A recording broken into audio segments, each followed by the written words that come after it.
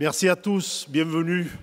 Voilà, depuis 2 années, on travaille sur la transmission, le thème de ce congrès. Beaucoup de réunions, de réflexions, de rires, parce que je pense qu'on transmet beaucoup par l'humour. Voilà. Donc je vais vous parler un peu du thème et de tout ce qui nous a amené à réfléchir sur ce thème. Notre société est confrontée à de grands bouleversements, qu'ils soient politiques, religieux, sociétaux. La grande question qu'on doit se poser, c'est quelle société pour demain? Dès lors, la question de la transmission se pose à nous de façon criante. En tant que citoyens, en tant que parents d'élèves, que voulons-nous transmettre? Comment transmettre? Qu'est-ce que l'école doit transmettre? Comment le faire? Quel rôle, quelle place ont les parents dans ce processus? Les réponses ne sont pas si simples et évidentes.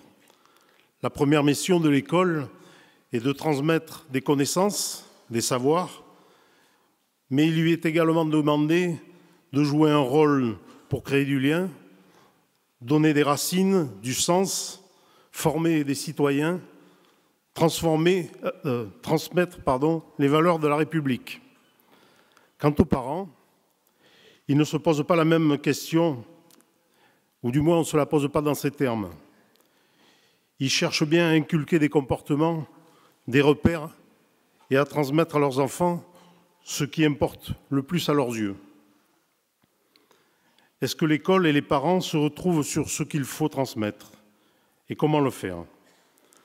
Dans le sondage que nous avons fait réaliser par BVA en partenariat avec le journal La Croix, nous voyons qu'un très fort pourcentage des sondés, 88%, presque le score des élections, estiment que c'est à la famille qu'incombe le rôle de transmettre les valeurs. Cela conforte notre conviction que les parents sont les premiers éducateurs de leurs enfants. Dans ce sondage, on voit aussi que l'autonomie et la bienveillance ont été les 2 valeurs majeures plébiscitées par les parents. Donc nous aborderons 3 thèmes au titre des 3 jours de ce congrès. Aujourd'hui, #transmettre, dans le contexte actuel, que pouvons-nous transmettre dans une société où tout s'accélère? Nous aborderons la révolution numérique, les réseaux sociaux, qui impactent sur la transmission des valeurs et des savoirs. Cette liste, bien sûr, n'est pas exhaustive. La journée de demain sera dédiée à tous les axes de la transmission.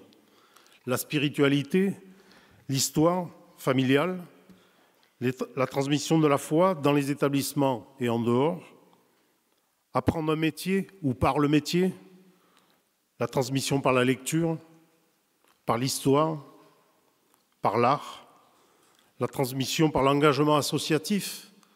Je pense qu'il y a quelques témoins dans la salle. Imposer ses règles, proposer des valeurs. Tous ces thèmes seront traités par nos intervenants sous forme de conférences et de débats. Enfin, dimanche, une table ronde sur le thème « Transmettre pour inventer ». Nous ne transmettons pas de la même façon qu'au siècle dernier. Comment et pourquoi continuer à transmettre tout en gardant nos fondamentaux? Pour réaliser ce congrès, nous avons fait à vous, les parents, au travers des rencontres interacadémiques. Beaucoup de questions sont des questions de parents. Est-ce que nos actions transmettent plus que nos discours? Il était important pour Caroline et moi, et pour tout le Bureau national, de vous donner la parole. Vous l'avez prise à travers ces rencontres. Aujourd'hui, c'est votre congrès. Notre mouvement n'est fait que de transmission. Alors vivez-la, investissez-vous. Et merci.